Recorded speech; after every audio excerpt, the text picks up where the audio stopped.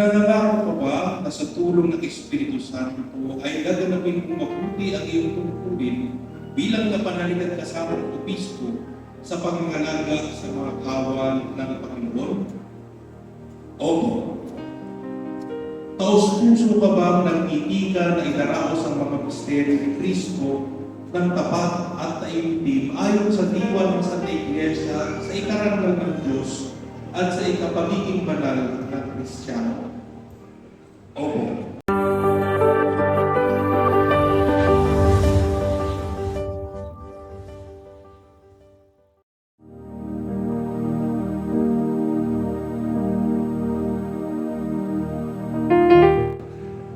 Ipinapangako mo bang gaganapin ng karapat-dapat at ng buong dulo ang pagpapahayag ng Ebanghelyo at ang pagpapaliwanag ng pananampalatayang Katoliko?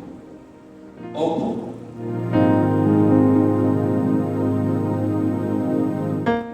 Handa ba ang iyong kalooban na ihani ang iyong sarili araw-araw kay Kristo ang dakilang pari na naghandog ng kanyang sarili pakundangan sa kanyang sa ating lahat bilang isang ganap na hain sa Diyos Ama? At talaga bang inilalaan mo ang iyong sarili sa Diyos sa ikaliligtas ng mga kaluluwa? Opo.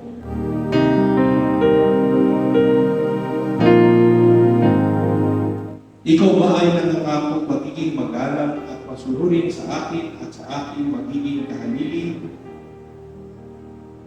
Opo.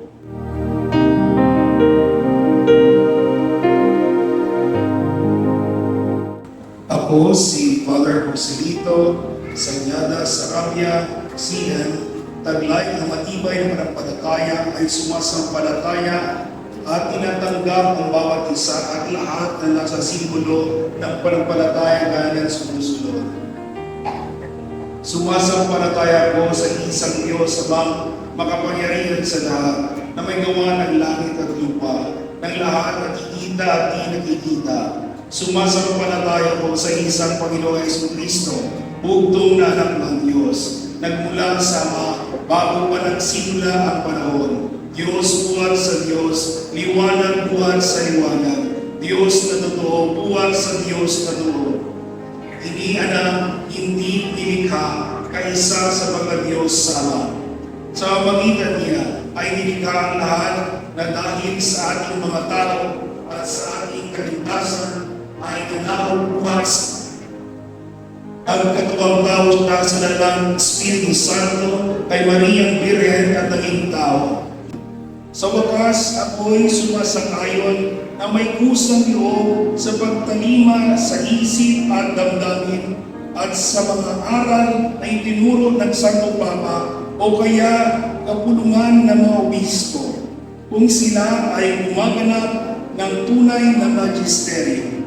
Kahit na ipinipahayag ang mga aral na ito sa pamamagitan ng isang kautusan di natitiyak.